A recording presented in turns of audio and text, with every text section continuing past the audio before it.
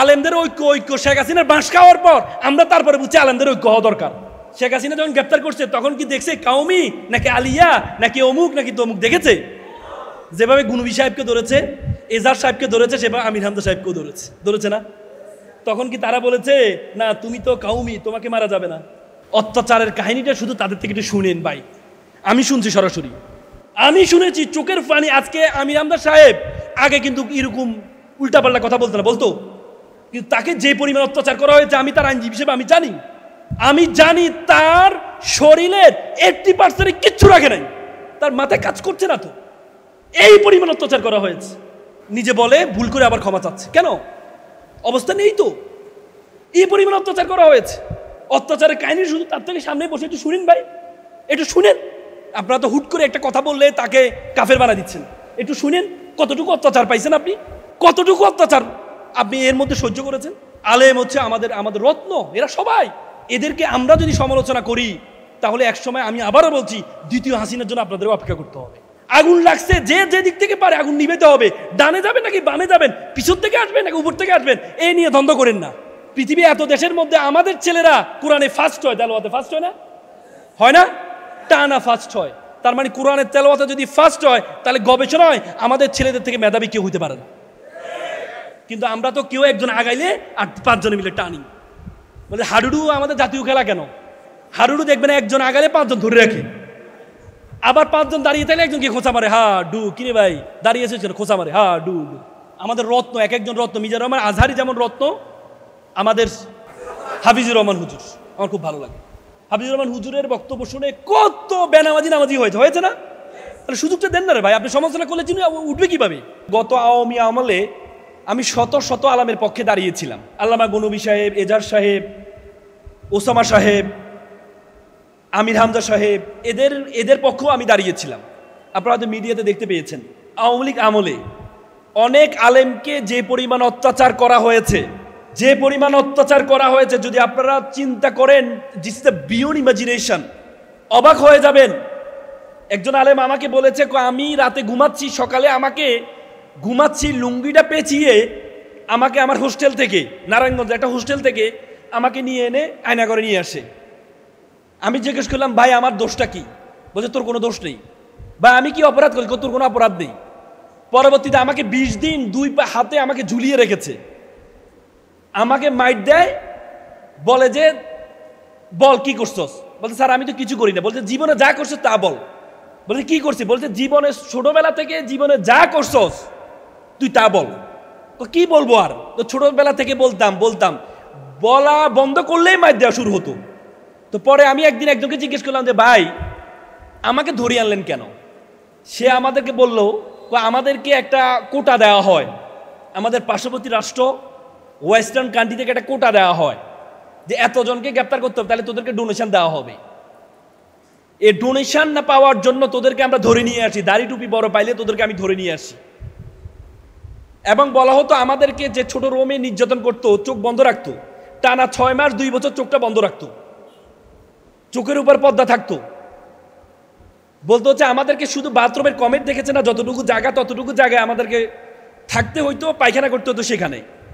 একদিন পায়খানা করলে রাতে আর ঘুমাইতে পারতাম, কারণ ভিজে যেত জিনিসটা। সেখানে গিয়ে আপনি যদি অসুস্থ হইতেন, আমরা অসুস্থ হলে বলতাম না, কারণ অসুস্থ হইলে আপনি যখন অসুস্থ হয়েছেন তখন আপনাকে কি করতো যে এরে বেঁচে রাখা লাভ নেই, যেহেতু অসুস্থ হয়ে গেছে। তখন আমাকে নিয়ে আমাদেরকে একজনকে নিয়ে যে কোনো এক জায়গায় নিয়ে ক্রস পায়ে দিয়ে দিত, জঙ্গি নাটক সাজিয়ে আমাদেরকে ক্রস পায়ে দিয়ে দিত। এই জন্য অসুস্থ হওয়ার পরেও কখনো বলতাম না অসুস্থ হয়েছে। আমি আলেমদেরকে বলতাম তাদের বিরুদ্ধে জঙ্গি মামলা, আমি বলতাম আপনারা এগুলো মিডিয়াতে প্রচার করেন না কেন? ওনাদের মধ্যে যে ভয় ঢুকেছে, যে ট্রমাটাইজ হয়েছে, নতুন বাংলাদেশ আসার পরেও তারা এই ট্রমাটাইজ থেকে বের হইতে পারে নাই। এরকম অত্যাচার তাদের উপর করা হয়েছে, এরকম অত্যাচার তাদেরকে। এবং কোর্টে আলেমদের টুপিওয়ালা দাড়িওয়ালা যদি থাকতো তাদেরকে মানুষে মনে করা হইতো না। আজকে নতুন বাংলাদেশে আপনারা যে সুযোগটা পেয়েছেন, নিজেকে এক্সপ্লোর করার যে সুযোগটা আপনারা পেয়েছেন, এই সুযোগটা আপনাদেরকে আল্লাহর রহমত মনে করতে হবে। অনেকে বলে যে আমরা এখন মক্কা বিজয় করে ফেলেছি। আমি বলি এখনো মক্কা বিজয় হয় নাই। আপনারা যে সুযোগটা পেয়েছেন এই সুযোগটা হচ্ছে হুদাবিয়ার সন্ধির যে বিজয়, সে বিজয় কেমন? আল্লাহর রাসূল নবুয়ত পেয়েছে কত সালে? 610 নবুয়ত পেয়েছে। হুদাবিয়ার সন্ধি কত সালে হয়েছে? 628। তাহলে 610 থেকে 628 কত বছর? কত বছর? 18 বছর। আল্লাহ রাসূল এর মধ্যে 3টা যুদ্ধ হয়েছে। কি কি? বদর, উহুদ এবং 627 খন্দক, 3টি যুদ্ধ হয়েছে। আল্লাহ রাসূল যখন হুদাবিয়ার সন্ধিতে যখন হজ করতে যাচ্ছিলেন তখন কতজন সাহাবা নিয়ে গিয়েছেন বলেন তো? 1600।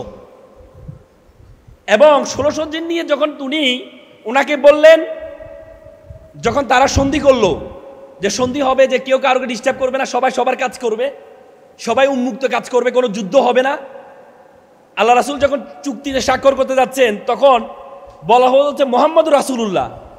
কাফেররা বলল, রাসূলুল্লাহ শব্দটা যদি বিশ্বাস করতাম তাহলে তোমাদের সাথে সন্ধি করতাম না, রাসূলুল্লাহ বাদ দিতে হবে। আল্লাহ রাসূল কেটে দিচ্ছিলেন, ওমর হাত ধরে ফেলছেন যে না, কাটা যাবে না, রাসূলুল্লাহ কেটে দিতে হবে। আল্লাহ রাসূল বলছে না, কেটে দাও। পরে কেটে দেওয়া হলো। আল্লাহ তাআলা সেই বিজয়কে কি বলেছেন? ইন্না ফাতহান মুবিন, প্রকাশ্য বিজয়। প্রকাশ্য বিজয় তখন মনে হয় না, কখন মনে হয়েছে জানেন? 628 হুদাবিয়ার সন্ধি হয়েছে, 630 মক্কা বিজয় হয়েছে। মক্কা বিজয় আল্লাহ রাসূল কতজনকে নিয়ে মক্কা বিজয় গিয়েছেন বলেন তো? কত হাজার? 10,000। 18 বছরে মাত্র 1600 সাহাবা হয়েছে। মাত্র 2 বছরের ব্যবধান কত হাজার হয়েছে? 10,000। আল্লাহ যে বলেছে এটা প্রকাশ্য বিজয় হয়েছে, কি হয়েছে? তার মানে এখন আপনাদের সে সময়, এখন আপনাদের সে সময়। এ সময় যদি আপনারা সহজ ভালোভাবে যদি কাজ না করতে পারেন তাহলে আপনাদের জন্য ভবিষ্যতে আরেকটা হাসিনা আসবে। এজন্য নিজেদের যোগ্যতা অর্জন করতে হবে, নিজেদের যোগ্যতা অর্জন করতে হবে। মাটির নিচে, পায়ের নিচে মাটি আপনার, এটা আপনাকে মনে করতে হবে। আজকে আমাদের আলেমদের বড় সমস্যা হচ্ছে আলেমরা নিজেকে ছোট মনে করে। নিজের ছোট মনে করবেন না। আপনি আল্লাহ তাআলার পরিবারের সদস্য, আল্লাহর পরিবারের সদস্য, আপনি আপনার রাসূলের উত্তরসূরি আপনি, আর আপনি নিজেকে ছোট মনে করেন। আচ্ছা আমাকে বলেন তো, সিংহ বনের রাজা কেন বলেন তো? সিংহ কি জিরাফের মতো দেখতে লম্বা, বাঘের মতো শক্তিশালী, বানরের মতো চালাক? তাহলে সিংহকে বনের রাজা বলা হয় কেন? হাতির মতো বড়? সিংহকে বনের রাজা বলা হয় এই জন্য, সিংহ নিজেকে রাজা মনে করে। সিংহ যখন গর্জন দেয় 2 কিলোমিটার পর্যন্ত শোনা যায়। সে নিজের দিকে তাকায় না যে আমি কত লম্বা, আমি কত ছোট। সে মনে করে আমি সেরা, সে নিজেকে সেরা মনে করে, এই জন্য সে সেরা। আজকে আপনাকে আমাকে সেরা মনে করতে হবে। কিসের মন খারাপ করেন আপনি? মাদ্রাসায় মনে পড়েন, ভাবেন হুজুর, হুজুর কে ছিলেন? হু ওয়াজ দ্য হুজুর? কে হুজুর ছিলেন? পৃথিবীর ইতিহাসের শ্রেষ্ঠ মানব হযরত মুহাম্মদ মুস্তাফা সাল্লাল্লাহু আলাইহি ওয়াসাল্লাম হুজুর ছিলেন। এটা কি আমরা বলেছি? আমরা বলেছি পৃথিবীর শ্রেষ্ঠ মানব? মাইকেল এছার্ড, একজন খ্রিস্টান লেখক, তিনি পৃথিবীর ইতিহাসে যারা সমাজে ইম্প্যাক্ট ফেলেছে, সমাজ তৈরিতে যারা ইম্প্যাক্ট ফেলেছে, তেমন 100 জনের যার যত বেশি অবদান তাকে প্রথমে রেখেছেন। অবদানের দিক থেকে, ইম্প্যাক্টের দিক থেকে যার যত বেশি তাকে উনি সিরিয়ালে রেখেছেন। প্রথমে যাকে রেখেছেন তিনি কে জানেন? হি ওয়াজ নট খ্রিস্টান, হি ওয়াজ দ্য মুসলিম। খ্রিস্টান হয়ে মুসলমান প্রধান যিনি, আমাদের শ্রেষ্ঠ নবী হযরত মুহাম্মদ মুস্তাফা সাল্লাল্লাহু আলাইহি ওয়াসাল্লামকে প্রথমে রেখেছেন। দ্বিতীয়তে কাকে রেখেছেন জানেন? নিউটনকে রেখেছেন। অথচ নিউটনের, আপনি যদি নিউটনের চিন্তা করেন, নিউটনের উক্তি চিন্তা করেন, নিউটনের উক্তি সর্বোচ্চ 1000 হবে বা 2000 হবে তার থিওরি। কিন্তু প্রফেট মুহাম্মদ মুস্তাফা সাল্লাল্লাহু আলাইহি সাল্লাম, ইমাম বুখারী 6 লক্ষ হাদিস বর্ণনা করেছেন। 6 লক্ষ। পৃথিবীতে এমন কোনো মানুষ নেই যে মানুষ কিভাবে ঘুমায়, যে মানুষ কিভাবে বউয়ের সাথে আচরণ করে, পরিবারের সাথে আচরণ করে, সমাজের সাথে আচরণ করে, রাষ্ট্রপতি হিসাবে কেমন ছিলেন, সমাজপতি হিসাবে কেমন ছিলেন, স্বামী হিসাবে কেমন ছিলেন, each and everything mention in হাদিস। পৃথিবীতে এমন কোনো মানুষ নেই। মাইকেল এইচ হার্ট বলেছেন, he is only one person, he is successful not only religious life as well as the secular life. পৃথিবীতে আমি দ্বিতীয় কোনো ব্যক্তি দেখি নাই যে ব্যক্তি তার ধর্মীয় জীবনে সফল, আবার পারিবারিক জীবন এবং সমাজ জীবন, রাষ্ট্রীয় জীবনে সফল। একমাত্র তিনি হচ্ছে হযরত মুহাম্মদ মুস্তাফা সাল্লাল্লাহু আলাইহি সাল্লাম। আর তার উত্তরসূরি আপনি হতাশ হন, তার উত্তরসূরি আপনি হতাশ হন, নিজেকে ছোট ভাবেন। আজকে একটু আগে জোবাইর ভাই বলেছেন ইসরায়েল আজকে কিভাবে কন্ট্রোল করছে। Quality control success, not quantity. মনে রাখবেন, যোগ্যতা যোগ্যতা যোগ্যতা। আজকে ইহুদিরা কি কি কন্ট্রোল করছে জানেন? ইহুদিরা ব্যাংক কন্ট্রোল করেছে, 3টা জিনিস কন্ট্রোল করেছে, আর লাগে না। 3টা জিনিস, এক হচ্ছে অর্থ, 2 হচ্ছে মিডিয়া, আর 3 হচ্ছে জ্ঞান। এই 3টা জিনিস দখল করে পুরো পৃথিবী তাদের এগেনস্টে চলে গেছে, তারপরেও তারা সোজা হয়ে দাঁড়িয়ে আছে। কয়টা জিনিস? 3টা জিনিস। তালেবান, তালেবান বলি না আমরা? তালেবানকে, তালেবান শব্দের অর্থ কি আপনারা জানেন? ছাত্র। তালেব মানে ছাত্র, তালেবান মানে ছাত্রদের নাম দিয়ে একটা সংগঠন। পুরো পৃথিবীর কাছে এটাকে ভয়ঙ্কর ভাবে ভয়ঙ্কর ভাবে উপস্থাপন করেছে কে? কে? মিডিয়া। তালেবান ভয়ঙ্কর। অথচ তালেবানের সাথে মহব্বত আমরা কাকে দেখতে পাচ্ছি? ইন্ডিয়া। আপনারা অনেক সময় হতাশ হন না? মাওলানা সাহেবরা, আমরা যদি, হুজুররা যদি ক্ষমতা আসে তাহলে টিকতে পারবে না, বলি না আমরা? বলি কিনা? হুজুররা যদি ক্ষমতা আসে তাহলে কখনো টিকতে পারবে কি? ইন্ডিয়া টিকতে দিবে না। কোট এন্ড আনকোট করে বলে রাখি, কোট এন্ড আনকোট করে বলে রাখি, একসময় হুজুরদেরকে বলা হতো এরা হচ্ছে তালেবান, বলা হতো না? ইন্ডিয়া আমাদেরকে বলতো এরা হচ্ছে তালেবানের রাষ্ট্র পরিচয় প্রতিষ্ঠা করতে যাচ্ছে। সে তালেবানের সাথে তারা ঐক্য করে নাই। শত্রু শত্রু আমার বন্ধু। কি শত্রু? শত্রু। আপনি যদি যোগ্য হন, বলে যে আপনি যদি অযোগ্য হন, পুরো পৃথিবীর সাথে আপনাকে অ্যাডজাস্ট করতে হবে। আর আপনি যদি যোগ্য হন, পুরো পৃথিবী আপনার সাথে অ্যাডজাস্ট করবে। ইন্ডিয়া করে না তালেবানের সাথে মহব্বত? উফ, তাহলে হতাশ হইন না রে ভাই, হতাশ হইন না। এখনই সুযোগ, সামনে মক্কা বিজয়। আলেমদেরকে ঐক্যবদ্ধ থাকতে হবে। আলেমদের একজনের পিছনে আরেকজনকে লাগিয়ে দেওয়া হবে, কাঁটা দিয়ে কাঁটা তোলা হবে। কিন্তু এখনই সুযোগ, আলেমদেরকে ঐক্যবদ্ধ হইতে হবে। যদি ঐক্যবদ্ধ না হন, তাহলে আরেকজন হাসিনা আপনাদের জন্য অপেক্ষা করছে করছে করছে। পৃথিবীর সবচেয়ে বড় রাষ্ট্রের নাম কি বলুন তো? আমি বিশ্বাস করি, আমি এখানে যারা আছে, আমি মনে করি আলহামদুলিল্লাহ আপনারা জেনারেল নলেজ, সব ধরনের নলেজ। আমি এখানে যখন বসে আছি আপনাদের কথা শুনছিলাম, আমি অবাক হয়ে তাকাচ্ছিলাম শুধু।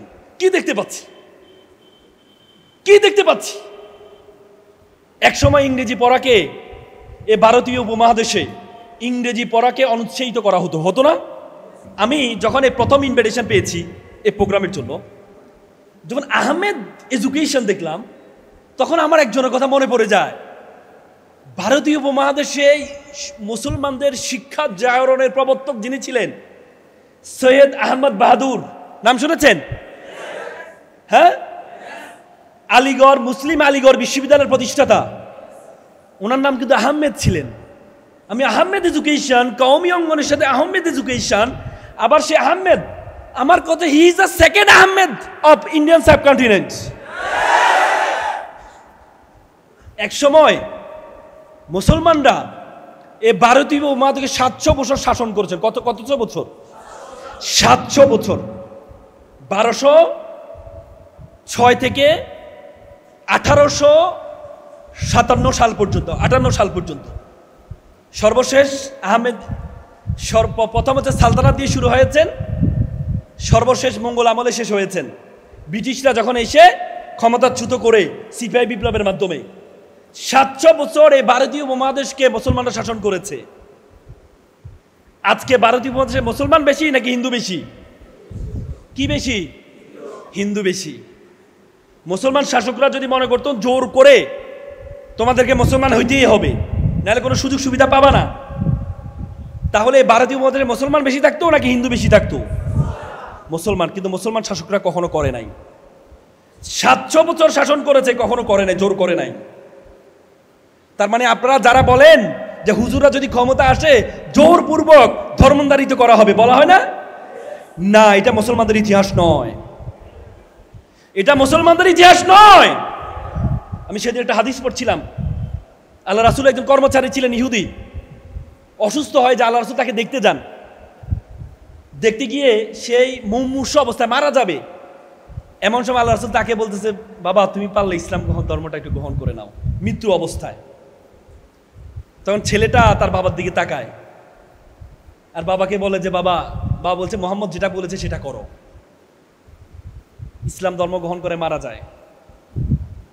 আল্লাহ রাসূল যখন কর্মচারী ছিল, আল্লাহ রাসূল চাইলে জোর করতে পারতো না যে তোমাকে ইসলাম ধর্ম গ্রহণ করতে হবে, নাহলে তুমি আমার কর্মচারী থাকতে পারবে না? করেছে? করেছে? জীবনের শেষ যখন সে মারা যাবে, তার মুক্তির জন্য আল্লাহ রাসূল তাকে অনুরোধটা করেছে। তাহলে যারা বলে হুজুরা যদি ক্ষমতা আসে তাহলে বাংলাদেশে হিন্দুদেরকে ধর্মান্তরিত করা হবে, সেটা কি সত্য নাকি মিথ্যা? সৈয়দ আহমেদ খান বাহাদুর, তিনি একজন বিচারক ছিলেন, লয়ের ছাত্র ছিলেন, বিচারক ছিলেন। তিনি তখন দেখতে পান ব্রিটিশরা যখন এই ভারতীয় উপমহাদেশকে তখন দেখতে পাচ্ছে মুসলমানদের তখন দেওবন্দ থেকে হারাম বলা হয়নি। অনেকে বলে যে ইংরেজি শিক্ষাকে হারাম বলা হয়েছে, তখন হারাম বলে নাই, অনুৎসাহিত করা হতো।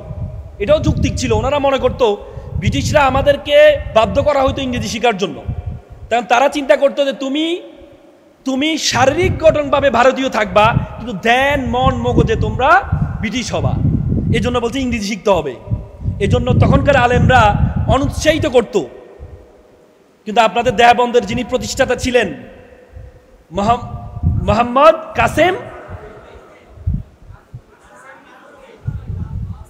কাসেম নানভী, উনি শেষ জীবনে বলেছেন, আমার খুব আফসোস আমি ইংরেজিটা শিখতে পারি নাই। যদি আমি ইংরেজিটা শিখতে পারতাম তাহলে আমি ব্রিটিশদেরকে দেখিয়ে দিতাম তোমরা যে জ্ঞান অর্জন করো তোমাদের জ্ঞানের চেয়ে 1000 গুণ বেশি আমাদের জ্ঞান, আমি তাদেরকে শিখাতে পারতাম। এটি বলার মাধ্যমে উনি কি বুঝিয়েছেন? এটি বলার মাধ্যমে উনি কি বুঝিয়েছেন? কি বুঝিয়েছেন? উৎসাহিত করেছেন, উৎসাহিত করেছেন। এই জন্য মুসলমানরা পিছিয়ে ছিলেন, একসময় মুসলমানরা পিছিয়ে ছিলেন। এখনই সুযোগ আপনাদের, ইংরেজি শিখতে হবে। আল্লাহ তাআলা কোরআন বলছে হাল ইয়াস্তাবিল্লাযীনা ইয়ালামুনা ওয়াল্লাযীনা লা ইয়ালামুন, who knows and who doesn't know all are not same. যারা জানে আর যারা জানে না তারা এক নয়। ইসলামের প্রথম স্লোগান কি জানেন? আল্লাহু আকবার। ইসলামের প্রথম স্লোগান কি আল্লাহু আকবার? ইকরা, ইকরা পড়ো, বিসমি রব্বিকাল্লাযী খলাক। আল্লাহ তাআলা এখানে বলেছে প্রথমে তুমি তোমার ধর্মীয় জ্ঞান অর্জন করো, কোরআনিক নলেজ অর্জন করো।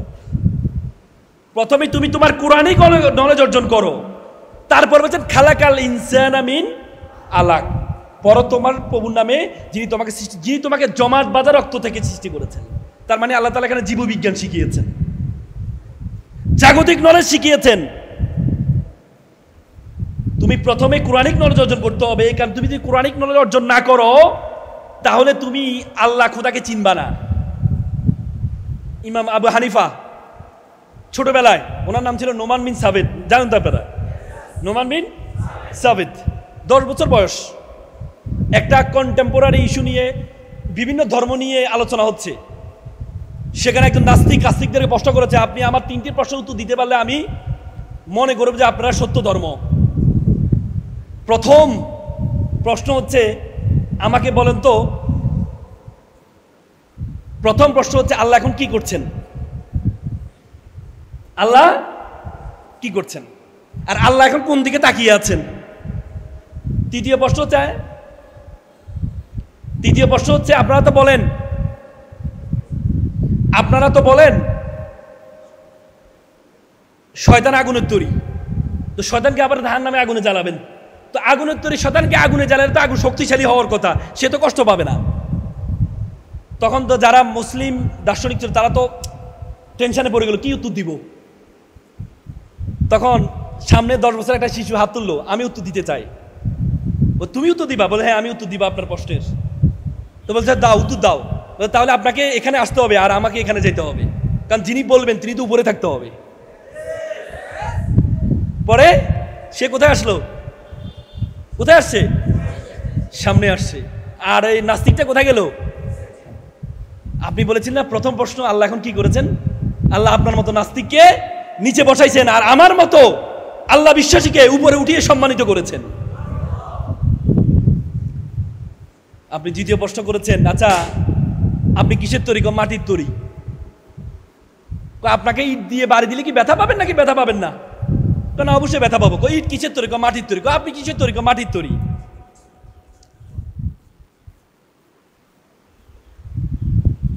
ইসলামের আলোচনা হবে যদি শয়তান না থাকে, তাহলে এটা ইসলামের আলোচনায় না। মানে বিদ্যুৎ যদি না যেত আমি অবাক হইতাম, কি রে বেটা আল্লাহর আলোচনা হবে আবার এখানে শয়তান থাকবে না, তার মানে এটা আল্লাহর আলোচনা না। তো বিদ্যুৎ মাঝে মাঝে যাইতেই হবে, তো এটা তো হতাশ হওয়ার কিছু নেই। দ্বিতীয় প্রশ্ন কি করলেন? বললেন যে তাহলে ইট দিয়ে মারলে তো আপনি ব্যথা পাবেন। হ্যাঁ ব্যথা পাবো। ইট তো মাটির তৈরি, আপনি মাটি দিয়ে মাটির মারলে মাটি তো শক্তিশালী হওয়ার কথা, ব্যথা পাবেন কেন? পরে বললো যে আপনি তো বললেন একটা মোমবাতি জ্বালালেন, আলোটা কোন দিকে? চারদিকে। আল্লাহ চারদিকে আছেন। আল্লাহ it's the knowledge, it ethics of knowledge, this is the principle of knowledge. আপনি যদি নলেজ না থাকে তাহলে আল্লাহকে চিনবেন কিভাবে রে ভাই? নলেজ না থাকলে আল্লাহকে চিনবেন কিভাবে? অবাক হয়ে যাই না আমরা অবাক হয়ে যাই নাই? আচ্ছা একটা বলেন তো, ইসলাম অনেক আগে বলেছেন যে চাক্ষুষ প্রমাণ ছাড়া, চাক্ষুষ না দেখলে সাক্ষী হিসেবে গ্রহণযোগ্য হবে না, বলেছে না? যখন ভিডিও প্রথম আসছে তখন ইসলাম ভিডিওর থেকে প্রায়োরিটি কাকে দিয়েছে? চাক্ষুষ প্রমাণকে। তখন যারা জাগতিক তারা বলেছে, যারা নাস্তিক তারা বলেছে ভিডিওতে দেখা যাচ্ছে একজন অপরাধী, তাকে ভিডিওতে দেখা যাচ্ছে, এটার চেয়ে চাক্ষুষ প্রমাণ কি বেশি গুরুত্বপূর্ণ? কিন্তু ইসলাম যে কত আপডেটেড, ইসলাম যেটি বলেছে 1500 বছর আগে, এখন ভিডিও কি এআই দিয়ে ভিডিও বানানো যায় না? যায়। ইসলাম যদি বলতো ভিডিও দিয়ে প্রমাণ করা যাবে, তাহলে আল্লাহ তাআলার সে বিধানটা এখন কি যৌক্তিক হইতো? ইসলাম তো একদিনের জন্য না রে ভাই। কারণ আল্লাহ যিনি পৃথিবী সৃষ্টি করেছেন তিনি তো জানেন এআই একদিন আসবে, কিন্তু কাফেররা তার জানে না। জানে? ইসলাম বলেছে চাক্ষুষ প্রমাণ। এখন পৃথিবীর বিচার বিভাগ বলে চাক্ষুষ প্রমাণ উপর কোনো প্রমাণ হতে পারে না, কারণ ভিডিওগ্রাফি তৈরি করা যায়। ওই দিন কোর্টে আমি একটা ভিডিও দেখিয়েছি, কোর্ট বলেছে এটা এআই দিয়ে তৈরি করতে পারে। তখন আমি আল্লাহর প্রতি আমার কৃতজ্ঞতা আরো বেড়ে গেছে। আল্লাহু আকবার। কি বলে রে ভাই এটা? আল্লাহ বলছে চাক্ষুষ প্রমাণ থাকতে হবে, আর জাগতিক মানুষ বলে চাক্ষুষ প্রমাণ ইম্পর্টেন্ট না, ভিডিও থাকলে এটা আরো গুরুত্বপূর্ণ। ভিডিওতে দেখা যায় চুরি করতেছে, আর চাক্ষুষ প্রমাণ সে দেখছে, মরিন্যার হিরিন্যার কোনো বিচার নাই আমাদের এলাকা বলে, মানে একটা কথা বলছে ফেরত গেছে। আর ইসলাম বলে চাক্ষুষ প্রমাণ থাকতে হবে, তারা বলছে না ভিডিওগ্রাফি গুরুত্বপূর্ণ প্রমাণ। আর এখন বর্তমান বিচার ব্যবস্থা বলেছে ভিডিওগ্রাফি পর্যাপ্ত প্রমাণ নয়, কারণ ভিডিওগ্রাফি এআই দিয়ে বানানো যায়। তাহলে 1500 বছর আগের কথা এখন কি কাজে লাগে ভাই? তাহলে যিনি তৈরি করেছেন পৃথিবীটাকে, যিনি পৃথিবীকে তৈরি করেছেন, তিনি বেশি জানেন নাকি তোমরা বেশি জানো?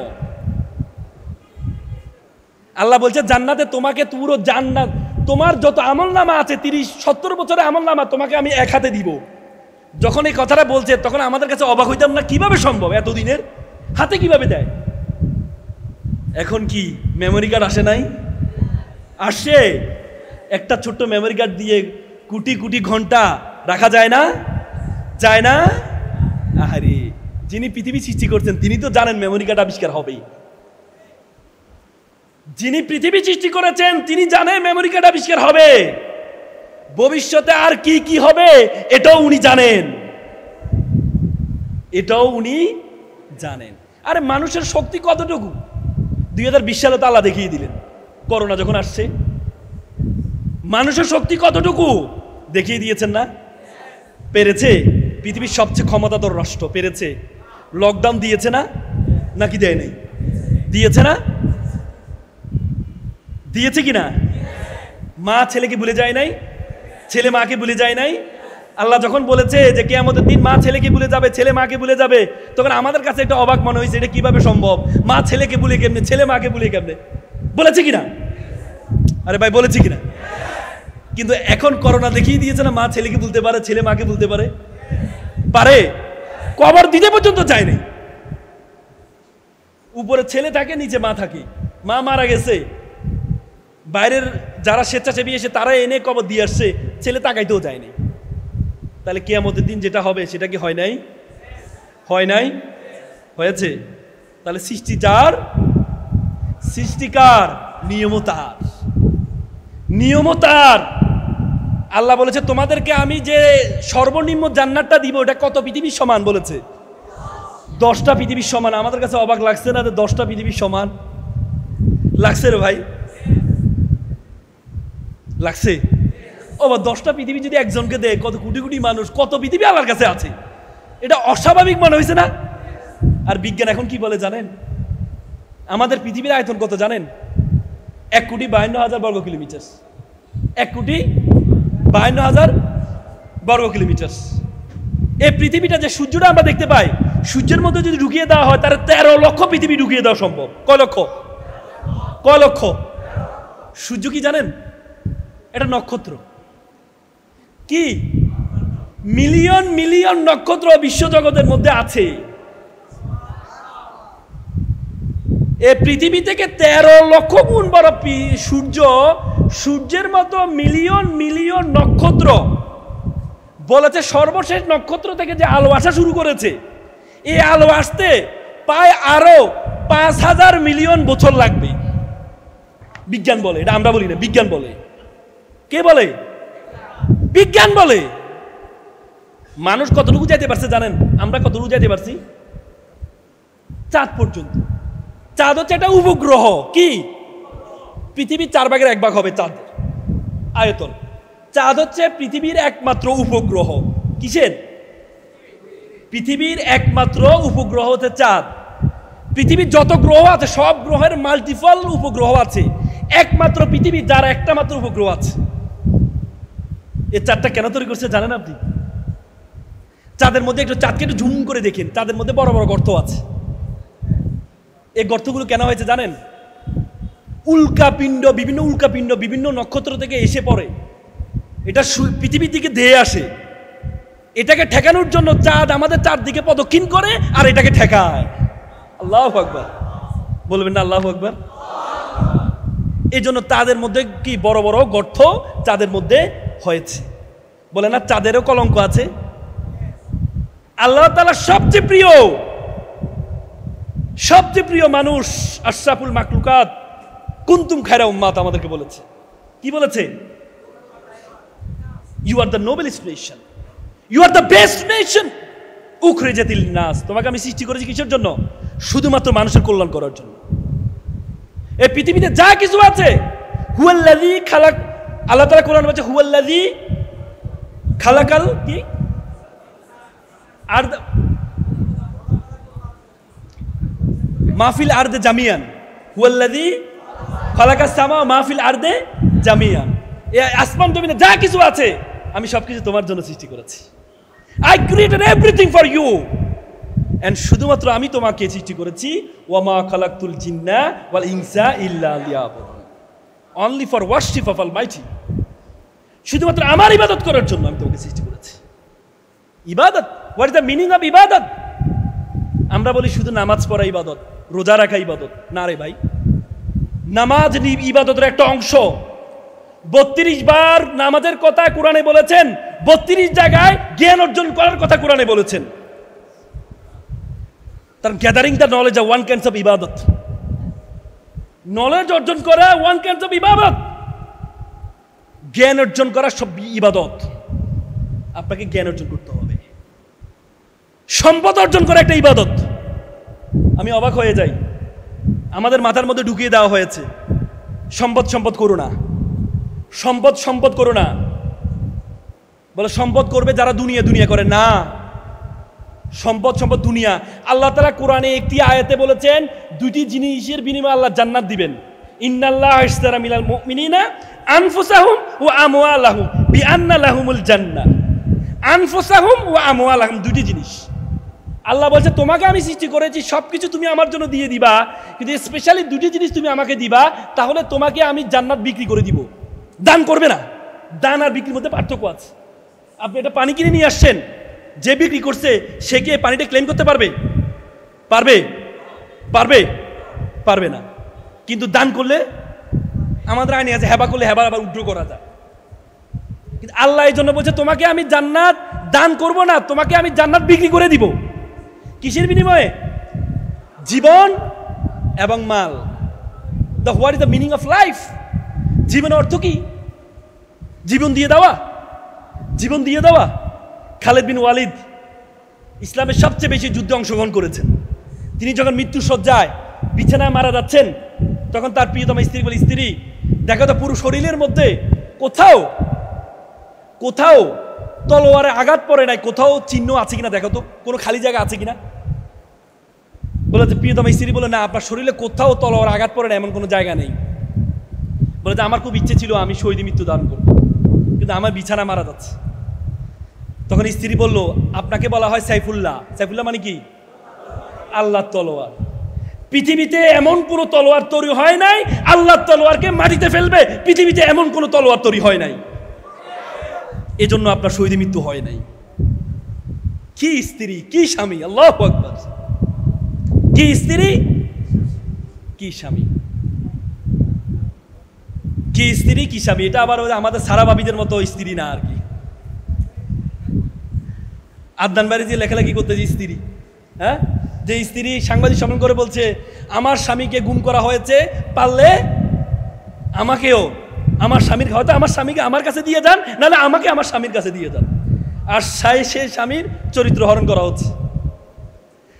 আল্লাহ যে নারীকে ক্ষমতা দেয় নাই কেন বুঝতে পেরেছেন? ইন্টেন্সিটি অফ ইমোশন, আবেগের জোয়ার। আল্লাহ তাআলা যত বিধান আছে প্রত্যেকটা বিধান সায়েন্টিফিক্যালি, বৈজ্ঞানিকভাবে প্রমাণিত প্রমাণিত প্রমাণিত। শেখ হাসিনা 2000 ছাত্রজনকে হত্যা কেন করেছে? শুধুমাত্র নারী হওয়ার কারণে। পুরুষ হলে সে করতো না এটা। কারণ নারী তার আবেগের জোয়ার বেশি, সে হুট করে সিদ্ধান্ত নেয়। এই জন্য আল্লাহ বলছে নারীদেরকে আল্লাহ তাআলা কি করেছেন? আর রিজালু কাওয়ামুনা আলার নিসা, নেতা বানাইছে। কোথায় থেকে? কার উপরে? কার উপরে? নারীর উপরে পুরুষকে বানাইছে। কারণ নারীর হচ্ছে আবেগী, হুট করে ফেলে, এরপরে হায়রে কি করলাম। শেখ হাসিনা হয়তো জিজ্ঞেস করেন, পার্সোনালি কথা বলে দেখেন, সে বলে হায়রে কি করলাম। কিন্তু উপরে দিয়ে যদি বলে আমি যা করেছি দেশের জনগণের জন্য করেছি।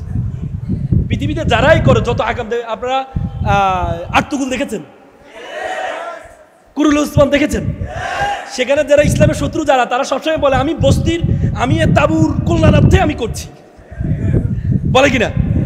আমি আমার গোত্রকে বাঁচানোর জন্য, কাই গোত্রকে বাঁচানোর জন্য আমি এগুলো করছি, বলে না? কিন্তু একজনও কি কাই গোত্রকে বাঁচানোর জন্য, নাকি সে ক্ষমতা পাওয়ার জন্য? এটা দেখলেই বুঝতে পারবেন আপনি। এজন্য নারীদেরকে ক্ষমতা এই জন্য দেওয়া হয় না, নারীরা অতি আবেগী। এবং কি ডিভোর্সের ক্ষমতা নারীকে কেন দেওয়া হয় না জানেন? বলেন তো, বলেন না রে ভাই। বলতে লজ্জা পান কেন? নতুন বাংলাদেশ বলতে লজ্জা পান কেন? বলেন কেন? আবেগ। তাহলে প্রতিদিন একজন জামাই তালাক হবে। পুরুষরা তো সহজে তালাক দেয় না, দেয়, কিন্তু নারীকে যদি ক্ষমতা দেওয়া হতো প্রতিদিন একজন তালাক হইতো। এবং ঢাকা শহরে একটা জরিপে দেখা গেছে আমাদের রাষ্ট্রীয় আইনে মেয়ে স্বামীকে তালাক দিতে পারে, তার 99% মেয়ে তার স্বামীকে তালাক দিয়েছে। প্রতি মিনিটে 2টা তালাক হয় ঢাকা শহরে, এবং তার 99% হচ্ছে নারী কর্তৃক স্বামী ডিভোর্স দিয়ে। ওই দিন আমার কাছে একজন আপা আসছিলেন, এসে আমাকে বলে আমি স্বামীকে ডিভোর্স দিতে চাই। দিতে চান? এই কারণ স্বামীর সমস্যা আমি তো আর জানি। আমি বললাম আপা, আমি আপনাকে আপনার ডিভোর্সটা আমি করাবো, কিন্তু 1 সপ্তাহ পরে করাবো। আমি আপনাকে একজনের নাম্বার দিব, আমার ক্লায়েন্ট ছিলেন, উনিও ডিভোর্স দিয়েছিলেন স্বামীকে। ওনার সাথে আপনি 5টা মিনিট বা আধা ঘন্টা পারলে দেখা করে ওনার সাথে একটু কথা বলবেন। পরে আমি নাম্বার দিয়ে তো শেষ, আমি আর খোঁজ দিই নাই। 1 সপ্তাহ পরে উনি আসছেন, এসে বলতে ভাই আমি ডিভোর্স দিব না। কেন রে ভাই? বলে যে ভাইয়া আমি ওনার সাথে কথা বলে যেটা বুঝতে পেরেছি, ডিভোর্স দিলে যে একটা মেয়ে তার বাবার বাড়িতেও কি হয়ে যায়, হ্যাঁ বোঝা হয়ে যায়। আমি ওনার সাথে কথা বলে বুঝতে পেরেছি আমি আমার ডিভোর্স দিব না। নারীরা একটা কথা বলেন, আমাদের এলাকায় একটা কথা বলে, আমার জামাই ভালো তার মেয়ের কথা শুনে, আর আমার ছেলে খারাপ তার বউয়ের কথা শুনে। নিজের স্বার্থে আসলে বুঝেন নাই? হ্যাঁ, তার মানে ইসলামের যতগুলো বিধান আল্লাহ তাআলা তো সৃষ্টি করছেন আমাদের আপনাকে, নাকি করে নাই? করছে কিনা? তাহলে আল্লাহ যাকে সৃষ্টি করেছে তার মন মগজ চিন্তা ভাবনা কি আল্লাহ জানে না? জানে না? জানে কিনা? এই জন্য নারীকে ডিভোর্সের ক্ষমতা আল্লাহ তাআলা দেয় নাই। ডিভোর্সের ক্ষমতা আল্লাহ তাআলা দেয় নাই। তার মানে আল্লাহর যত বিধান, আমি আপনাদেরকে 1 ঘন্টা না, আমি আপনাদেরকে টানা 3 দিন আল্লাহ তাআলার বিধান এবং বৈজ্ঞানিকভাবে যে প্রমাণিত 3 দিন আমি টানা কথা বলতে পারবো। যদি আল্লাহ তাআলা আমাকে সে ক্ষমতা দেয় আমি কথা বলতে পারবো। অবাক হয়ে যাবেন, সেজদা মাথা নত করতে বাধ্য হবেন আপনি। প্রত্যেকটা চিন্তা। কিন্তু আমাদের আলেম সমাজরা পড়াশোনা করে না, আমাদের আলেমরা পড়াশোনা করে না। আমরা আলেমের একটা ভুল পাইলে আপনি দেখবেন বামের কোনো ভুল পাইলে তারা এটা কি করে, গোপন রাখার চেষ্টা করে। আর আমাদের আলেমরা আলেমের ভুল পাইলে কি করে আরো বেশি ভয়ঙ্কর ভাবে নোংরামি করে, কাফের বানায় ফেলে। স্লিপ অফ টাং সাংবাদিক বলেছে কাফের বানায় ফেলছে। এত সহজ কাফের এত সহজ। অপবাদ আল বোতানু আসাদ মিনাল কাতলে, বলে অপবাদ হচ্ছে হত্যার থেকে নিকৃষ্ট। আপনি হুট করে মানুষকে অপবাদ দিয়ে দিচ্ছেন। ঠিক আছে, সহজ। আজকে মুসলমানের বিরুদ্ধে, আজকে যে আফগানিস্তানে পাকিস্তানের সাথে যুদ্ধ হচ্ছে, আজকেও 12 জন পাকিস্তানি সেনা মারা গিয়েছে। আপনারা হয়তো আমাদেরকে ভাববেন না আমরা পাকিস্তানি, যারা বামরা তারা বলে পাকিস্তানি, আলেমদেরকে বলে পাকিস্তানি। ভাই আমরা কোনো পাকিস্তানি না, আমরা আফগানিস্তানি না, আমরা সৌদি আরবিয়ান না, আমরা হচ্ছে কিনা ফিলিস্তিন না। আমরা মনে করি মুসলমান মানি আমাদের প্রত্যেকেই কি ভাই। আল মুসলিম ইখওয়াত, মুসলমান আল মুসলিম আকুল মুসলিম, মুসলমানের ভাই। একটা অঙ্গের মতো, একটা অঙ্গের আঙ্গুল যেমন ব্যথা পাইলে পুরো শরীর ব্যথা পায়, পৃথিবীর কোনো প্রান্তে কোনো মুসলিম যদি ব্যথা পায় তাহলে আমরা ধরিনি আমরা প্রত্যেকেই কি। নাহলে গাজায় মানুষ মারছে, আমাদের কান্না কেন?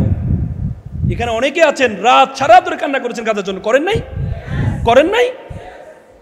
আল্লাহর কাছে কান্না করেছেন গাজার মুসলমান ভাইদের জন্য, করেছেন না? কেন? আপনি কি প্যালেস্টাইনি? হ্যাঁ, তাহলে এটা তাদের একটা চক্রান্ত। আপনি মুসলমান ইসলামের কথা বলবেন, আপনি হয়ে যাবেন আগে বলতো তালেবানি, এখন আর তালেবানি বলে না, কারণ তালেবানরা সফল হয়ে গেছে তাদের দেশ।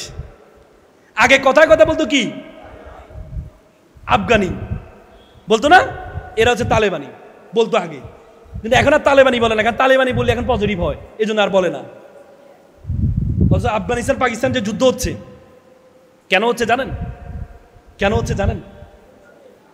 পৃথিবীর সবচেয়ে বড় রাষ্ট্র কি? রাশিয়া একটা মহাদেশের সমান। রাশিয়া পৃথিবীর জমির 1/8 রাশিয়ার নিজের একার। পৃথিবীর জমির 1/8। আর আমাদের বাংলাদেশের কত গুণ বড় জানেন? 110 গুণ বড়। রাশিয়ার স্থায়ী কোল্ড ওয়ারের মাধ্যমে রাশিয়াকে পতন করে কে? আমেরিকা। 1991 সালে সোভিয়েত ইউনিয়নের পতনের মাধ্যমে। যখন সোভিয়েত ইউনিয়নের পতন হয় তখন আমেরিকা সবাই আনন্দ করছিল, পৃথিবীর সবচেয়ে বড় রাষ্ট্রকে আমরা কি করেছি পতন করেছি। তখন তাদের মধ্যে একজন দার্শনিক ছিলেন হান্টিংটন, তার একটা বই আমি পড়েছি, ক্লাশ অফ সিভিলাইজেশন, আপনারা দেখবেন বইটা, ক্লাশ অফ সিভিলাইজেশন। সে বইতে সে বলেছে সে মন খারাপ করে বসে আছে, তখন তারে বলে যে আমরা সবাই আনন্দ করছি, তুমি মন খারাপ করে বসে আছো কেন? সে বলছে আমাদের পতন অবশ্যই হবে। কি বলে আমাদের পতন হবে? পৃথিবীর সবচেয়ে বড় রাষ্ট্রকে আমরা পতন করেছি, আমাদের পতন কে করবে? বলছে আমাদের পতন হবে, আমাদের পতন করবে কারা জানো? মুসলিম যুবকরা। এটা বলার পরও তো আমেরিকানরা সবাই চিন্তায় পড়ে গেল, মুসলিম যুবকরা আমাদেরকে পতন করবে। তখন তারা দুইটি থিওরি ফলো করে। কয়টা থিওরি? একটা হচ্ছে কাটা দিয়ে কাটা ফোয়া, আরেকটা হচ্ছে মুসলিম যুবকদের নৈতিকতা নষ্ট করে দেওয়া। দুইটি জিনিস থিওরি অবলম্বন করে। প্রথম থিওরি, তারা মুসলিম রাষ্ট্রগুলো থেকে ইন্টারনেটকে অ্যাভেলেবল করে দিয়েছে। আপনারা জানেন পৃথিবীর সবচেয়ে বেশি ব্রাউজ পর্নোগ্রাফির যে সাইটগুলো আছে, ফোন সাইটগুলো আছে, সবচেয়ে বেশি ব্রাউজের যে 10টি দেশ আছে তার মধ্যে 8টি দেশ হচ্ছে মুসলিম দেশ। তার মধ্যে প্রথম দেশ হচ্ছে পাকিস্তান। আমি আর বললাম না কোন কোন দেশ। এ পর্নকে, ইন্টারনেটকে তারা অ্যাভেলেবল করে দিয়েছে পুরো পৃথিবীতে। তারা ইন্টারনেটকে অ্যাভেলেবল করে দিয়ে তারা জানে যে যুবক পর্নোগ্রাফি দেখবে, যে যুবক নারীকে দেখবে, সে যুবক কখনো কোরআন হাদিসের সাথে যুক্ত হতে পারবে না। এজন্য আমাদের মুসলিম যুবকরা যখন ওইদিকে ডাইভার্ট হয়ে গেল, তখন আর তারা কোরআন হাদিসের দিকে গবেষণা করা এটা ভুলে গিয়েছে। দ্বিতীয় যেটি, কাটা দিয়ে কাটা ফোয়া, মুসলিম দিয়ে মুসলমানদেরকে ধ্বংস করা। ইরাক সবচেয়ে ক্ষমতাধর রাষ্ট্র তখন মিডল ইস্টের। ইরাককে বলে ইরানকে হামলা করো, তোমাকে যত অস্ত্র লাগে আমি দিব। 8 বছর হয়েছে সেই যুদ্ধটা, ইরাক ইরানের উপর হামলা করেছে। এরপরে যখন যুদ্ধ শেষ, আমেরিকা বলে তোমার তো অনেক অস্ত্র দিয়েছে, এবার অস্ত্রগুলো ফেরত দাও। এবার আমেরিকা আক্রমণ করলো কার উপরে? ইরাকের উপরে। ইরাককে শেষ করে দিল। আফগানিস্তান ইসলামী রাষ্ট্র কায়েম হয়েছে। আফগানিস্তানকে ইন্ডিয়া বলে যে তোদের তো এখন অর্থনৈতিক অবস্থা, যা অবস্থা, খারাপ অবস্থা, তোদেরকে সব ধরনের সহযোগিতা আমি করবো। অলরেডি 30টা কি অ্যাম্বুলেন্স দিয়েছে, দেখছেন কিনা আপনারা? তোদের সকল অর্থ ব্যবস্থা আমরা দিব, তোরা পাকিস্তানের সাথে যুদ্ধ কর। কেন? পাকিস্তান তোদেরকে ধমক মারে, বসে থাকোস কেন? উল্টা ধমক মার। আর আমেরিকা বলে পাকিস্তানের, এই বেটা ভারত কিন্তু আধিপত্য বিস্তার করতে চেষ্টা করছে, এটা কিন্তু আফগানিস্তান কিন্তু ধমক দিচ্ছে না, ধমক কিন্তু ভারত দিচ্ছে। তোদের কাজ কি হবে? তোদের কাজ কি হবে? আফগানিস্তানকে ধ্বংস করে দেবে। বেটা আফগানিস্তানকে ধ্বংস করা মানে ভারতীয় সৈন্যদেরকে ধ্বংস করা। আফগানিস্তানের একটা সৈনিক মারা মানে ভারতীয় একটি সৈনিককে মারা। মার, সাপোর্ট আমি দিব। তার মানে কি? কাটা দিয়ে কাটা ফোয়া। আল্লাহ রাসূল ভবিষ্যৎবাণী করেছেন, শেষ জীবনে কালো পতাকাবাহী একজন কি আসবে বলেছে না? কালো পতাকাকে কি আমাদের কাছে সবচেয়ে খারাপভাবে প্রমাণিত করেছে না? করেছে না? আইএস তৈরি করে, IS the creation of America. This IS was created by America. আমি বললাম তো, আমি বললাম কেন করেছে? পুরো পৃথিবীকে, যে প্রত্যেকটা দেশে দেখবে মুভি তৈরি করে মুসলমানদের কালো পতাকা দিয়ে, আর মুসলমানরা নাকি উগ্রবাদী, মুসলমান নাকি মুসলমান। পৃথিবীতে যত জেনোসাইড হয়েছে, পৃথিবীর সবচেয়ে বেশি জেনোসাইড করেছে বিদর্মীরা। 60,000 ইহুদিকে, 60 লক্ষ ইহুদিকে কে মেরেছে? হিটলার মেরেছে। সে কি ছিল? খ্রিস্টান। আর বলে ইন্ডিয়ান যত মুভি দেখবেন, সব মুভিতে দেখবেন মুসলমানদেরকে কি আততায়ী বানানো হয়। অথচ মহাত্মা গান্ধীকে কে হত্যা করেছে? শিখ। সে মুসলমান ছিল না। রাজীব গান্ধীকে কে হত্যা করেছে? শিখ। সে মুসলমান ছিল না। এভাবে করে কাটা দিয়ে কাটা ফোয়া। যখন তারা চিন্তা করলো এটা হচ্ছে মুসলিমের অবয়ব, কালো পতাকা, এখন বাংলাদেশে আপনি একটা কালো পতাকা নিয়ে মিছিল করেন, দেখেন পারবেন কিনা? পারবেন? পারবেন? পারবেন না। কেন? কারণ তারা জানে কালো পতাকা বাহিনী একটা আসবে, যারা এসে এই যে এখন নতুন যে সাম্রাজ্যবাদ, এই সাম্রাজ্যকে পতন করে নতুন সাম্রাজ্যবাদ তৈরি করবে, ইসলামী সাম্রাজ্যবাদ। এই জন্য এগুলো জানতে হবে ভাই আপনাদেরকে। এগুলো আপনাদেরকে জানতে হবে। আপনারা যদি শুধু মনে করেন শুধু অ্যারাবিক ইংলিশ সব কিছু আপনাদেরকে পড়তে হবে। আরবি ভাষা একটা কি? আরবি ভাষা কি? একটা ল্যাঙ্গুয়েজ, একটা ল্যাঙ্গুয়েজ, একটা ভাষা। আল্লাহ রাসূল যদি বাংলাতে জন্মগ্রহণ করতেন তাহলে কোরআনের ভাষা কি হতো? বাংলা হতো। অন্য অন্য যে কিতাবগুলো আছে, কিতাবগুলো কোন ভাষায়? কোনো কিতাব হিব্রু ভাষায় আছে না? আছে না? আর যদি মনে করতো যে আরবি ভাষাই আল্লাহর ভাষা, তাহলে অন্য অন্য কিতাবগুলো অন্য অন্য ভাষায় দেওয়া হতো না। আলিফ লাম মিম পড়ি না আমরা? পড়েন, আলিফ লাম মিম পড়েন, অর্থ কি? ওয়াল্লাহু আ'লামু ওয়ার রাসূল, নাকি? আল্লাহ এবং তার রাসূল ভালো জানেন। আচ্ছা আমাকে আপনি বলেন তো, আরবি ভাষা, আরবি কোরআনটা কখন আসছে? কোরআন যখন আসছে, এমন একটি হাদিস আপনারা কেউ পেয়েছেন কিনা? এমন একটা হাদিস পেয়েছেন কিনা? কারণ এই কোরআনটা যা আসছে, আল্লাহ তো এটা কি আল্লাহ রাসূল এটা প্রচার করতো না? করতো কিনা? প্রচার করতো না? প্রচার করার পরে ইহুদিরা কেউ একজন বলেছে, আমরা তো তোমার আল্লাহ এবং তার রাসূলকে বিশ্বাস করি না, তুমি এমন কি শব্দ ব্যবহার করছো যে শব্দের কোনো অর্থই নাই? কোন হাদিস পেয়েছেন? পেয়েছেন না। তার মানে কি তারা আল্লাহ রাসূলকে বিশ্বাস করে নিয়েছে? হ্যাঁ, কারণ কি জানেন? আল্লাহ রাসূলকে যখন কোরআন দেওয়া হয়েছে তখন ছিল সাহিত্যের যুগ। আমির ও শুআরা ছিলেন, কবিদের সম্রাট ছিলেন।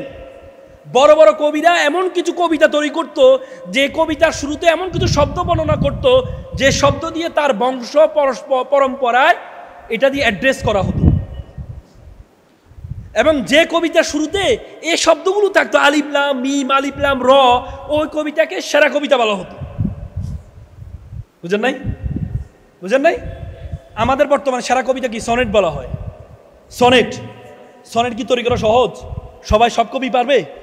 তেমনি অবাক হয়ে যেত কাফেররা যে মুহাম্মদ, যাকে আমরা বলেছি সে প্রাথমিক অবস্থা তার কোনো শিক্ষা ছিল না, সে এমন কি কবিতা ব্যবহার করছে যে কবিতার শুরুতে এমন শব্দ ব্যবহার করছে যে শব্দগুলো আমির ও শুআরারা তৈরি করে।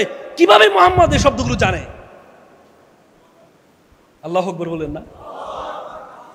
আপনারা বলেন আল্লাহ রাসূল অশিক্ষিত ছিল, আল্লাহ রাসূল শিক্ষা ছিল না, অনেকে বলে না? আল্লাহ রাসূলকে আল্লাহ তাআলা এই জন্যই প্রথম জীবনে শিক্ষা দেন নাই। আল্লাহ রাসূল যদি শিক্ষিত থাকতেন তাহলে সবাই বলতো যে কোরআন সেটা আল্লাহ রাসূল নিজে তৈরি করছে। বুঝেন না কথা? তার মানে আল্লাহ তাআলা যে কাজটা করেছেন, আল্লাহ জানে এখানে প্রশ্ন কি উত্থাপন হতে পারে। আল্লাহ জানে এখানে প্রশ্ন উত্থাপন হতে পারে কি, যে এটা মুহাম্মদ নিজে তৈরি করছে। কিন্তু তারা তখন অবাক হয়ে যায়, মুহাম্মদ তো এটা তৈরি করার অবস্থা নাই, সে তো তার তো শিক্ষা নাই, তাহলে সে কিভাবে এটা তৈরি করলো? তার মানে এটা মুহাম্মদ যে আল্লাহর কথা বলছে, তার আল্লাহর ছাড়া কারো পক্ষে সম্ভব না এটা তৈরি করা। এখান দ্বারা শিক্ষা কি? আল্লাহ তাআলা আল্লাহ রাসূলকে সাহিত্যের যুগে শ্রেষ্ঠ সাহিত্যিক হিসাবে পাঠিয়েছেন। ঈসা আলাইহিস সালামের যুগ ছিল চিকিৎসার যুগ। আল্লাহ তাআলা ঈসা আলাইহিস সালামকে চিকিৎসা বিজ্ঞান শিক্ষা দিয়েছেন। এজন্য উনি কারো চোখ ধরলে অন্ধ কি হয়ে যেত? সুস্থ হয়ে যেত। মুসা আলাইহিস সালামের যুগ ছিল জাদুবিদ্যার যুগ। আল্লাহ তাআলা মুসা আলাইহিস সালামকে জাদুবিদ্যা শিক্ষা দিয়েছেন, লাঠি ফেলো কি হয়ে যাবে? সাপ হয়ে যাবে। এখান দ্বারা শিক্ষা কি রে ভাই? শিক্ষা কি? এখান দ্বারা শিক্ষা হচ্ছে you have to be according to demand of situation. অবস্থার চাহিদার আলোকে, যেটা আরবিতে আপনাদের বলে মুক্তাদাল হাল, নাকি? অবস্থার চাহিদার আলোকে আপনাকে নিজেকে তৈরি করতে হবে। অবস্থার চাহিদা, যদি আজকে পারমাণবিক বোমার যুগ হয় তাহলে আপনাকে পারমাণবিক বোমার যুগ যে যোগ্যতা, সে যোগ্যতা আপনাদের অর্জন করতে হবে। আজ যদি ইনফরমেশন টেকনোলজির যুগ হয় তাহলে আহমেদ এডুকেশনের মাধ্যমে আপনাদেরকে সেই শিক্ষা অর্জন করতে হবে। আল্লাহ তাআলা আপনাকে অনর্থক সৃষ্টি করেন নাই। আল্লাহ তাআলা আপনাকে কাজের জন্য সৃষ্টি করেছেন। আপনি মানুষ, আপনি উঠতে পারবেন না, কিন্তু আল্লাহ তাআলা আপনাকে সে ক্ষমতা দিয়েছেন, বিমান বানিয়ে উড়ার ক্ষমতা দিয়েছেন। আপনি মানুষ, আপনি মাছের মতো সাঁতার জানবেন না, পানির নিচে থাকতে পারবেন না, কিন্তু আল্লাহ তাআলা সাবমেরিন আপনাকে সে ক্ষমতা দিয়েছে, সাবমেরিনের মাধ্যমে তুমি পানির নিচে যাও। আপনি পাখির মতো উঠতে পারবেন না, আল্লাহ তাআলা আপনাকে প্যারাসুট বানানোর ক্ষমতা দিয়েছে, যে পাখির মতো উড়ো, সবকিছু তুমি কন্ট্রোল করো। আল্লাহ তাআলা আপনাকে সিংহের মতো বাঘের মতো শক্তিশালী বানান নাই, কিন্তু তাদেরকে বশ করার ক্ষমতা আপনাকে দিয়েছে। এজন্য বর্তমান যুগের যে নলেজটি আপনাদেরকে আমি বলে রাখি, যদি তালেবানের মতো বাংলাদেশের সাথে ইন্ডিয়ার সম্পর্ক যদি তৈরি না হয়, তাহলে মনে রাখবেন আগামীর বাংলাদেশ হবে দ্বিতীয় গাজা হবে, এবং আমাদের পার্শ্ববর্তী রাষ্ট্র দ্বিতীয় ইসরায়েল হবে। এবার গাজাকে ধ্বংস করার জন্য সবচেয়ে বেশি সহযোগিতা করেছে আমাদের এশিয়া থেকে ভারত। তো সুতরাং সেটি মোকাবেলা করার জন্য আপনাদেরকে সে যোগ্যতা অর্জন করতে হবে। গাজা নিয়ে একটা বক্তব্য দেন। আমার 1 মিলিয়ন ফলোয়ার আছে, আমি একটা গাজা নিয়ে একটা পোস্ট দিয়েছি, আমার কেস টেক দিয়ে দিয়েছি। কথা বলতে পারবেন না আপনি? কারণ কি? ফেসবুকটা কার? ইহুদিদের। আপনি কেন ফেসবুক ব্যবহার করতে হবে?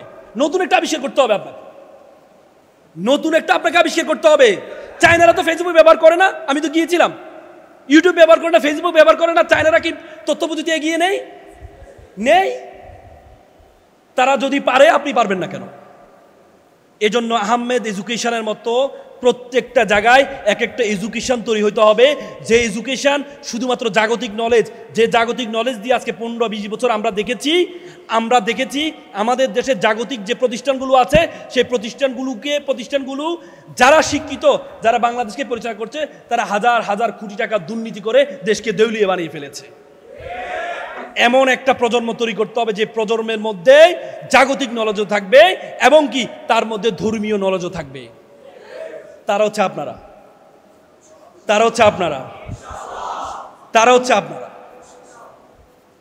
সেজন্য ইনশাল্লাহ বলা হয় থাকে, ইনশাল্লাহ 3 ধরনের। একজন এখন কয় ইনশাল্লাহ 3 ধরনের, একটা ইরানি ইনশাল্লাহ, একটা পাকিস্তানি ইনশাল্লাহ, একটা বাংলাদেশি ইনশাল্লাহ।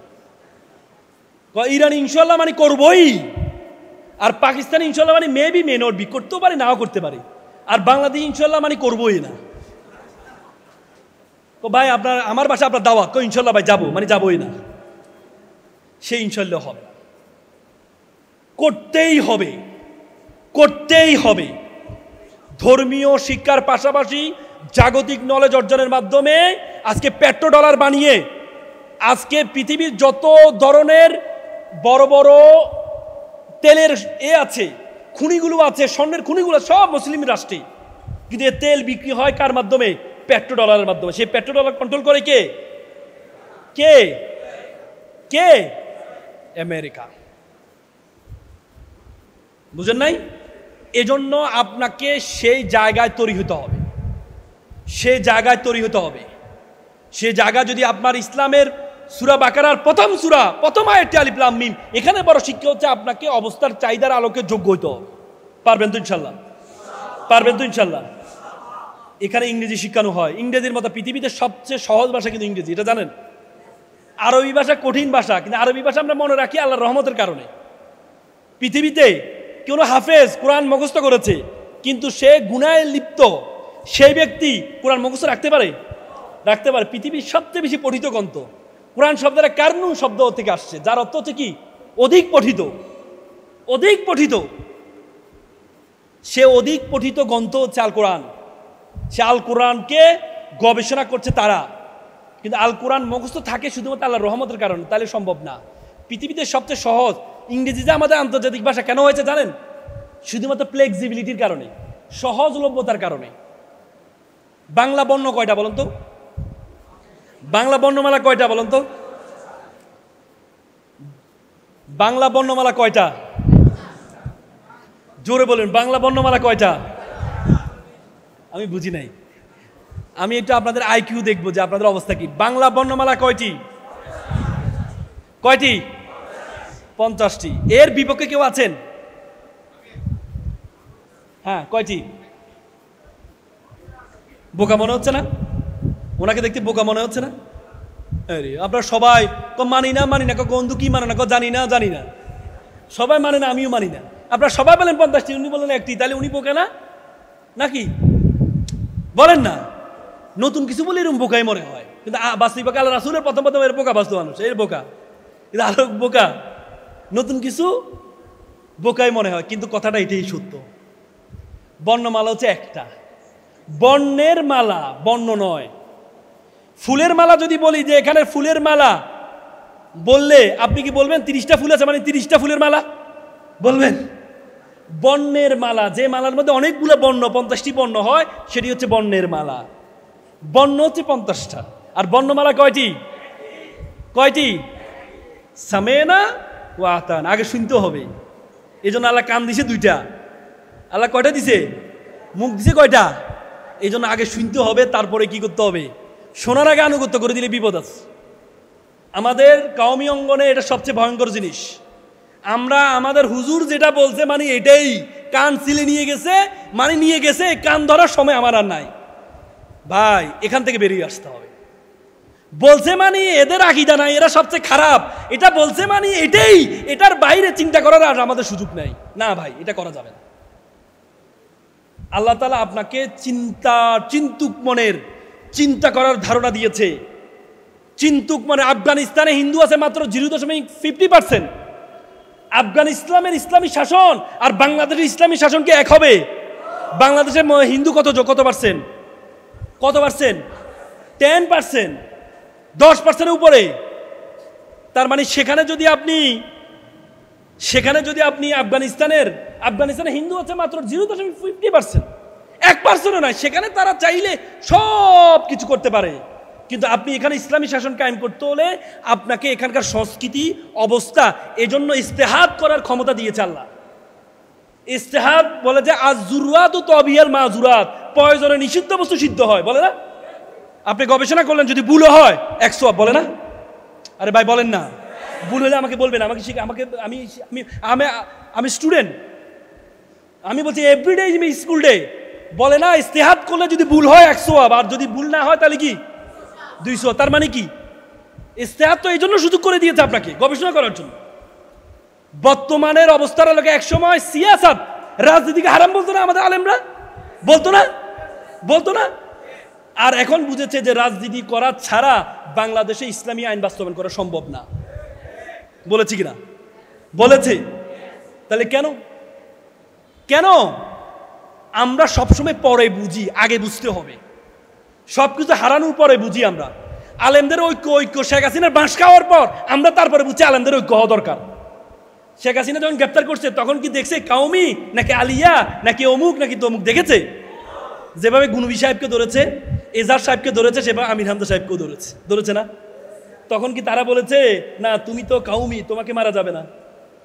বলেছে না। অত্যাচারের কাহিনীটা শুধু তাদের থেকে একটু শুনেন ভাই। আমি শুনছি সরাসরি, আমি শুনেছি চোখের পানি। আজকে আমির হামজা সাহেব আগে কিন্তু এরকম উল্টাপাল্টা কথা বলতো না, বলতো, কিন্তু তাকে যে পরিমাণ অত্যাচার করা হয়েছে আমি তার আইনজীবী হিসেবে আমি জানি তার শরীরের 80% কিচ্ছু রাখে নাই, তার মাথায় কাজ করছে না। তো এই পরিমাণ অত্যাচার করা হয়েছে। নিজে বলে ভুল করে আবার ক্ষমা চাচ্ছে, কেন? অবস্থা নেই তো। এই পরিমাণ অত্যাচার করা হয়েছে, অত্যাচারের কাহিনী শুধু তার থেকে সামনে বসে একটু শুনেন ভাই, একটু শুনেন। আপনারা তো হুট করে একটা কথা বললে তাকে কাফের বানা দিচ্ছেন। একটু শুনেন কতটুকু অত্যাচার পাইছেন আপনি, কতটুকু অত্যাচার আপনি এর মধ্যে সহ্য করেছেন। একটু শুনেন ভাই।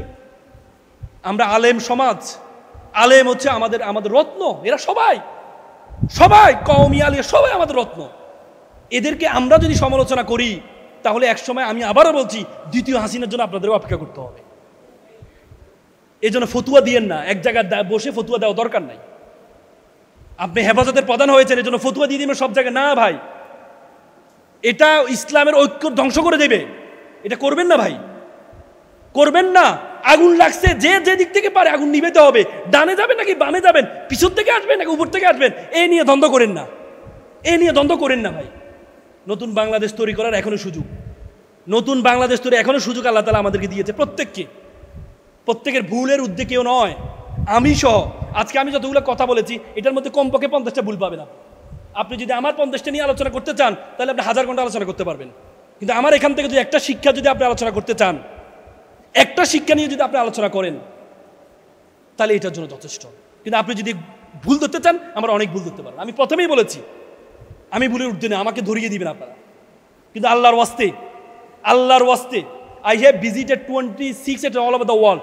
আমি পৃথিবীর 26টা দেশে গিয়েছি। আমি সেখানে মুসলমানদের অবস্থা শুনেছি, আলেমদের সাথে কথা বলেছি। এখনই সুযোগ, পৃথিবীতে আমাদের আলেমদের মতো এত মেধাবী, পৃথিবী এত দেশের মধ্যে আমাদের ছেলেরা কোরআনে ফার্স্ট হয়, তেলাওয়াতে ফার্স্ট হয় না? হয় না? টানা ফার্স্ট হয়। তার মানে কোরআনের তেলাওয়াতে যদি ফার্স্ট হয়, তাহলে গবেষণায় আমাদের ছেলেদের থেকে মেধাবী কেউ হইতে পারে না। কিন্তু আমরা তো কেউ একজন আগাইলে আর 5 জনে মিলে টানি। বলে হাডুডু আমাদের জাতীয় খেলা কেন? হাডুডু দেখবেন একজন আগালে 5 জন ধরে রাখে, আবার 5 জন দাঁড়িয়ে থাকলে একজনকে খোঁচা মারে, হা ডু, কিরে ভাই দাঁড়িয়েছে খোঁচা মারে, হা ডু ডু। এই জন্যই আমরা আলেমরা একজন উঠতে চাইলে আরেকজন টেনে ধরে রাখি না। টেনে ধরে রাখবেন না, টেনে ধরে রাখবেন না। আমাদের রত্ন, এক একজন রত্ন। মিজানুর রহমান আজহারি যেমন রত্ন, আমাদের এই কি বলে কুয়াকাটার হুজুরের নাম কি? হ্যাঁ, আমাদের রত্ন হুজুরের নামটা কি? হাফিজুর রহমান হুজুর। আমার খুব ভালো লাগে। এগুলো আমাদের রত্ন। গবেষণা, সমালোচনা করবেন না, সমালোচনা করবেন না, সমালোচনা কখনো করবেন না। হাফিজুর রহমান হুজুরের বক্তব্য শুনে কত কত বেনামাজি নামাজি হয়েছে না? তাহলে সুযোগটা দেন না রে ভাই। আপনি সমালোচনা করলে চিনি উঠবে কিভাবে? আমি তো শুনেছি উনি এক পর্যায়ে রেকর্ডিং করাই বন্ধ করে দিয়েছেন, কারণ শুধু সমালোচনা করে। সমালোচনা করলে আগাইতে পারবে? এক হুজুর আরেক হুজুরের বিরুদ্ধে, কোনো বামের বিরুদ্ধে করে না। এই জন্য আল্লাহর হস্তে আজকে এই প্রতিষ্ঠানে আমি এত কথা বলতাম না। আমি আসলে আমার প্ল্যান ছিল আমি একরকম, সত্যি কথা আল্লাহর কসম, আমি আলোচনা করার প্ল্যান ছিল একরকম, কিন্তু আমি চলে গেছি অন্যরকম। আপনাদেরকে দেখি, শুধু আপনাদের আবেগ দেখি।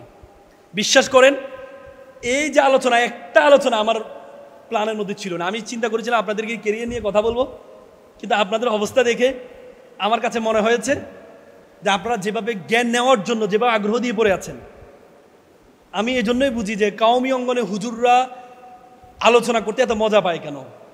কারণ তার ছাত্ররা, মনে রাখবেন, পৃথিবীর বড় বড় টিচারের বড় বড় ছাত্র হয়েছে। জানেন তো এটা? এরিস্টটলের ছাত্র কে ছিল জানেন? কে? প্লেটোর ছাত্র কে ছিল? হ্যাঁ, সক্রেটিসের ছাত্র ছিল এরিস্টটল।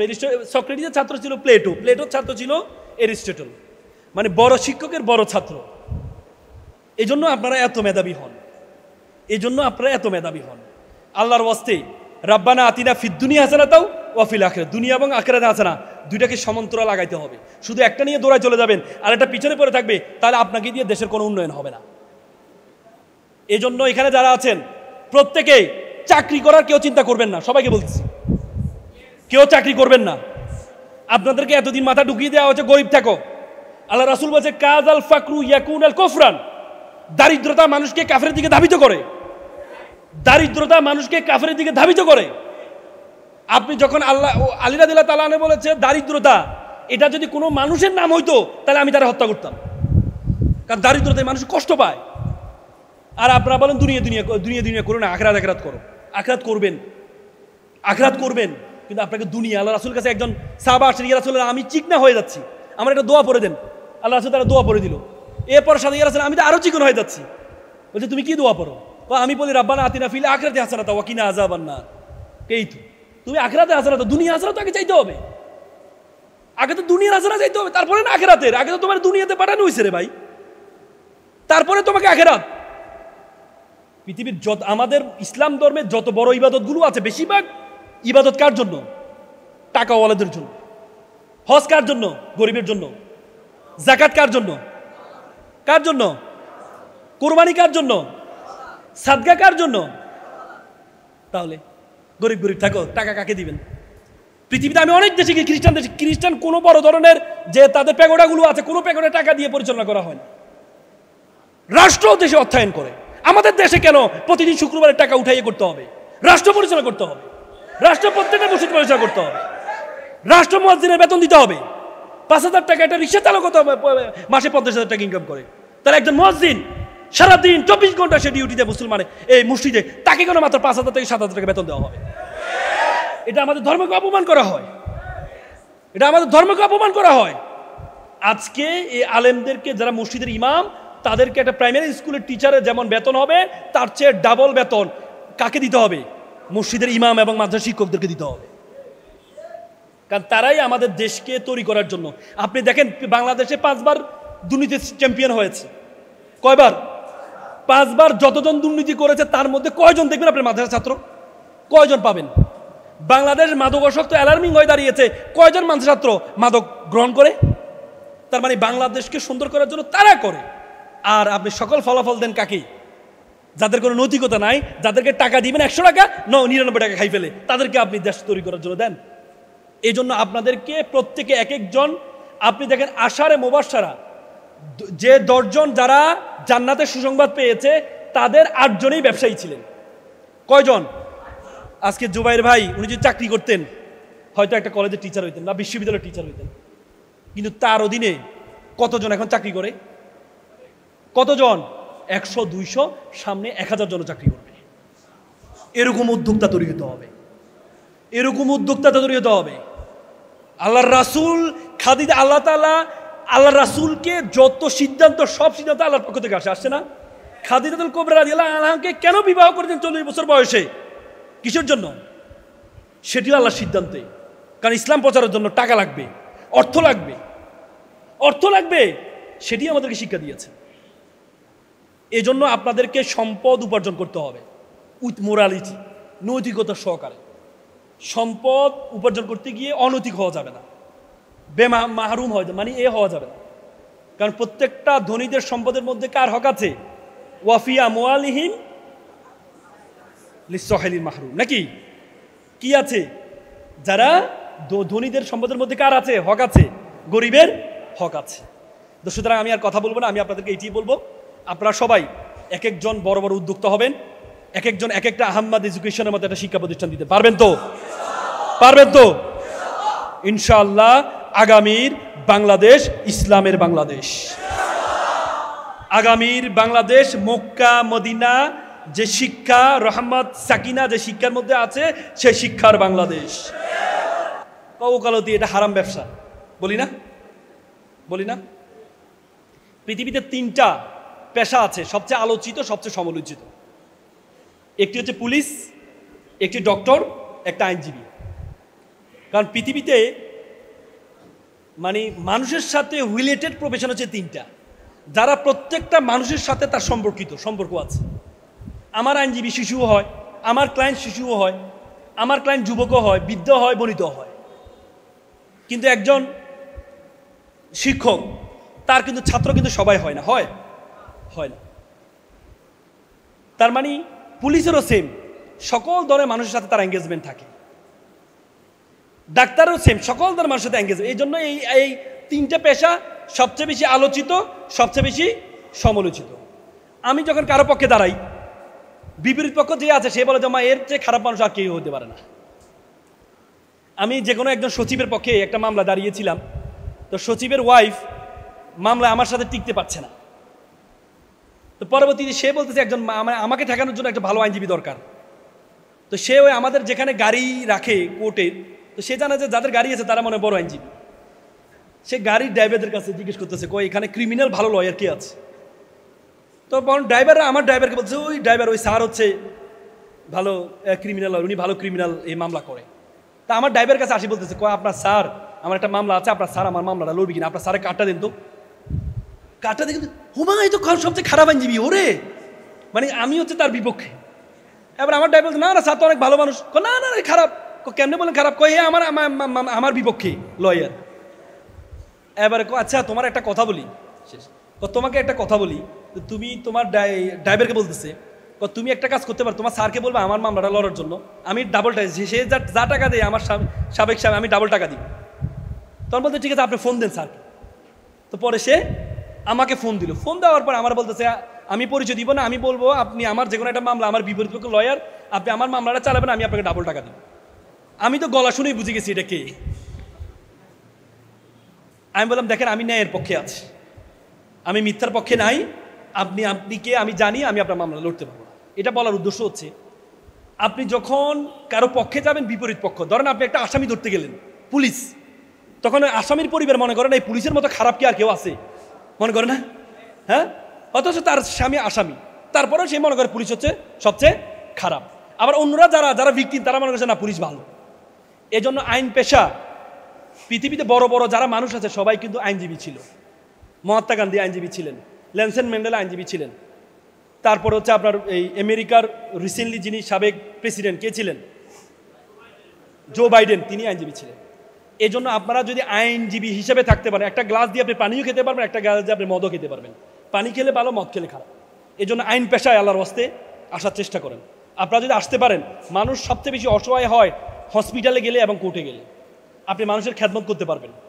আমার চেম্বারে বড় করেই লেখা আছে, যদি কোনো মাদ্রাসা শিক্ষার্থী হয় তার জন্য ফ্রি, আমি আইনি সেবা দিই ফ্রি। মসজিদের ইমাম হলে তার জন্য ফ্রি, এতিম হলে তার জন্য ফ্রি। এবং কেউ যদি বিবাহ করে তার জন্য, কেউ যদি বিবাহ করে, যুবক অবস্থা বিবাহ করে, তার জন্য বিবাহটা আমি ফ্রি করে দিয়েছি। কিন্তু ডিভোর্সের খরচ ডাবল, ডিভোর্সের খরচ ডাবল। এই জন্য আপনারা চাইলে বিবাহ যদি করতে চান আইসেন, আমি ফ্রি বিয়ে করে দেবো যুবক অবস্থায়। আবার বয়স্ক অবস্থা বিয়ে করতে যাবেন, তো টাকা আছে যদি বিয়ে করবেন, মানে যার সামর্থ্য নাই গুনাহ থেকে বাঁচার জন্য বিয়ে করবেন, সে আসবেন, আমি তাকে ফ্রি বিয়ে সব করাই দেবো ইনশাল্লাহ। ওকে, তো সুতরাং আইন পেশা আসবেন, আপনাদের প্রতি উদ্যত হবেন। সকলে ভালো থাকবেন। আসসালামু আলাইকুম।